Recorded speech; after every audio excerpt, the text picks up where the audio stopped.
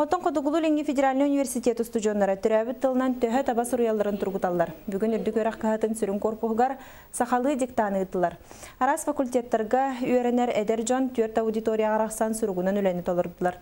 Барда 500-тен тақса студион мұстан түрәбіт иетылын төһә таба суруярын, сұруқ бәлейтін бұрабылытын төһә чыңнік білерін тургутта. Отон диктан текеhe 200 сүрбі үстіллақ кәскел қағықы тақсыбыт статьяттан бұхатарды болла. Институт стилистика хабыдратын учталлары арас факультеттерге хатылларын үйрәтәлләр, онны кинләр үйрәтер оғылары әмиякытта келәләр. Ордук сурук бәлетигер әлбәқ сыйға бар болатчы, онна тубиддилән таба суруйга бар болатчы сыйға. Оскола жинчөді хүлеетім сақадылындан учадылындаған.